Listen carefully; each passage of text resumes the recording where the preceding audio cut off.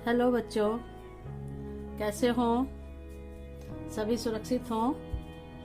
सुरक्षित ही रहना है, बड़े अपने आप को संभाल के रखना है। चलो आज हम अगला पाठ पढ़ते हैं। चतुर्थ पाठ हास्य बाल कवि सम्मेलनम। हास्य बाल कवि सम्मेलन। इस पाठ में ये नाट्य पे आधारित है। इसमें जब स्कूल खुलेंगे हम आपको नाटक भी करवाएंगे।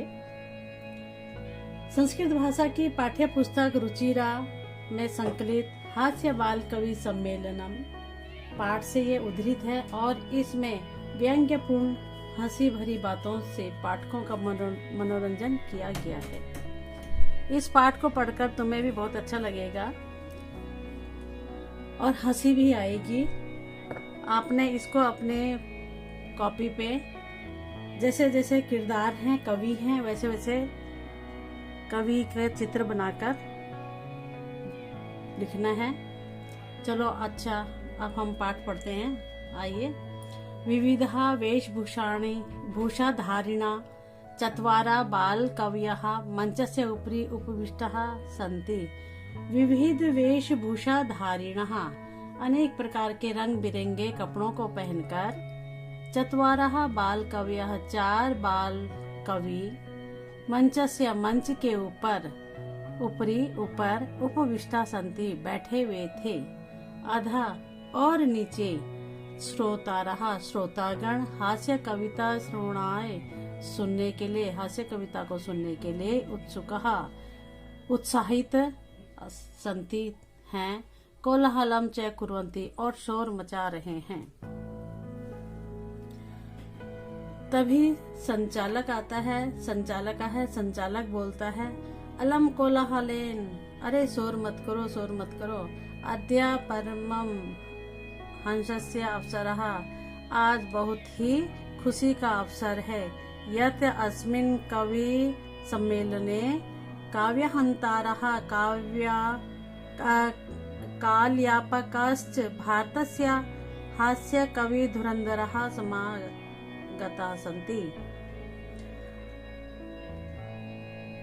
शोर मत करो, शोर मत करो। आज बहुत ही हर्ष का विषय है, अवसर है।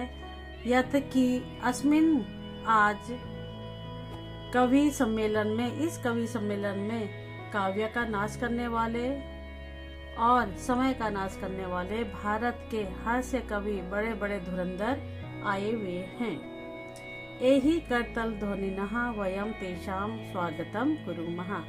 आइए इनका करतल ध्वनि से तालियां बजाकर स्वागत करते हैं। गजाधर बोलता है, सर्वेभ्यो अरसिकेभ्यो नमो नमः। सभी कविता को ना चाहने वालों को मेरा नमस्कार है। प्रथमं तावत् अहम आधुनिकम वेद्यम उद्देश्य स्वकीयम काव्यम श्रवायामि। प्रथमम, सबसे पहले मैं आधुनिक वैद्यम, आज के डॉक्टर के उद्देश्य की कविता को सुनाता हूँ। वेद्यराज नमस्तुभ्यं मम राज सहोदरः यमस्तु हरन्ति प्राणान् वेद्यम प्राणान् धनानि च। हे वेद्यराज, तुम्हें नमस्कार है। हे डॉक्टर, तुम्हें नमस्कार है।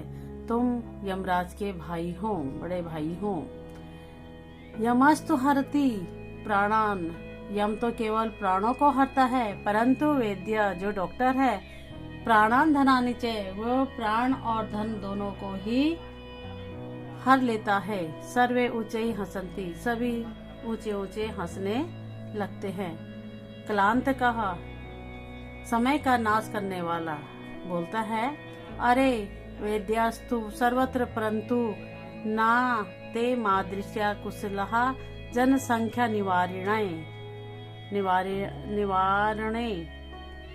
अरे जो डॉक्टर हैं, वैद्य हैं, वो तो सर्वत्र सब जगह है, परंतु ना ते मादृशा, किंतु तुमने मुझ जैसा कुशल, चालाक, चुस्त,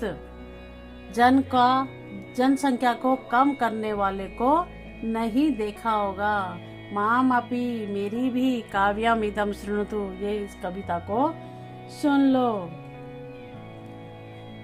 भवन्तः, आप, चिताम प्रज्वलिताम दृष्ट्वा वेद्यो विषमम् आगतः नाम गतो न मे भ्राता कस्य इदम हस्तलाघवम्। चिताम प्रज्वलितम दृष्ट्वा, चिता को जलते हुए देखकर वैद्य, डॉक्टर भी आश्चर्यचकित हो गया है। ना अहम गतो ना मैं भ्राता, सोचने लगा है वो भी कि ना तो इसको इलाज करने के लिए मैं गया था और ना ही इसके प्राणों का हरण करने के लिए मेरा भाई गया था, अर्थात यमराज गया था। फिर कस्य इदम हस्तलाघवम, तो ये किसकी हाथ की चतुराई है, ये चालाकी किसने ये चतुराई किसने कर दी है। सर्वे पुनः हसंती, फिर से सभी हंसने लगते हैं। तुंदिलहा, बड़े पेट वाला बोलता है, तुंदस्य ऊपरी हस्तम अवतार अवर्तनयम, पेट के ऊपर, बड़े से पेट के ऊपर हाथ फेरते हुए बोला, तो तुंदिलो हम, मैं मोटा हूँ। भो, अरे, माम अपि इदम काव्यम श्रूयताम, मेरी भी कविता को सुन लो। जीवने धारित्याम च, और जीवन में धारण कर लो। पर अन्नम प्राप्य दुर्बुद्धे माँ शरीरे दयाम कुरु, पर अन्नम दुर्लभम लोके शरीराणि पुनः पुनः। पर अन्नम प्राप्य दुर्बुद्धे, हे दुर्बुद्धि, हे बुरे बुद्धि वालों, पर अन्नम प्राप्य, दूसरे के अन्न को प्राप्त करो। माँ शरीरे दयाम कुरु, अपने शरीर पर कोई भी दया मत करो। पर अन्नम दुर्लभम, क्योंकि पर अन्नम, दूसरा का धन तो दुर्लभ है, बड़े मुश्किल से मिलता है। शरीराणि पुनः पुनः, ये शरीर तो बार बार आता रहता है, मरता है और फिर से उत्पन्न हो जाता है। कहने का भाव क्या है कि हे दुर्बुद्धि, हे दुष्ट बुद्धि वालों, तुम अपने शरीर की चिंता मत करो और केवल तुम प्राय धन को प्राप्त करो, क्योंकि प्राय धन मुश्किल से मिलता है, किंतु ये शरीर हमें बार बार मिलता रहता है। उसकी कविता को सुनकर सर्वे पुनः अट्टहासम कुर्वन्ति, सभी फिर से जोर जोर से हंसने लगते हैं। चार्वाका कहता है, आम आम, हाँ हाँ, शरीरस्य पोषणम सर्वथा उचितमेव, शरीरस्य पोषणम, शरीर की स्वस्थ को रखने के लिए, शरीर को स्वस्थ रखने के लिए हमेशा उसके लिए पौष्टिक तत्वों का पदार्थ की जरूरत है। यदि धनम नास्ति, अगर तुम्हारे पास धन नहीं है, तदा ऋणम कृत्वा पौष्टिकः पदार्थः एव भोक्तव्यम्। यदि धनम नास्ति, अगर तुम्हारे पास धन नहीं है, तदा ऋणम कृत्वा, तो तुम्हें उधार लेकर पौष्टिक पदार्थों को खाना चाहिए। तथा कथयति चार्वाका कवि, चार्वाक कवियों ने ठीक ही कहा है। क्या कहा है देखो, यावत जीवेत सुखम जीवेत, ऋणम कृत्वा घृतम पिबेत, जब तक जीते हो तब तक सुखी से जियो, उधार लेकर घी पियो। इस बीच में श्रोता रहा, तर्हि ऋणस्य प्रत्यार्पणम कथम, उसी बीच में एक सुनने वाला जो कविता सुन रहे थे, उन्हीं में से एक ने बोला, तर्हि, तो ऋण को कब प्रत्यार्पणम, ऋण का भुगतान कब करोगे, उस ऋण को कब चुकाओगे। चार्वाक बोलता है, सूर्यता मम अवशिष्टम काव्यम, अरे मेरी बची हुई शेष कविता तो सुन लो। घृतम पीत्वा श्रमम कृत्वा ऋणम प्रत्यार्पयेत जनः, घृतम पीत्वा, घी को पीकर, श्रमम कृत्वा, और मेहनत को कर ऋणम प्रत्यार्पयेत, उस उधार को वापस कर दो, उन लोगों है मनुष्य उस उधार को वापस कर दो। काव्य पाठ श्रवणेन उत प्रेरितः एका बालको अपि आशु कवितां रचयति। जो कविता सुन रहे थे उनमें से एक छोटा बालक भी उत्साहित होकर बोला। उसने भी अपने एक छोटी सी कविता रच डाली और हास्यपूर्वकम च श्रावयति और हंसते हुए उसको सुनाने लगा।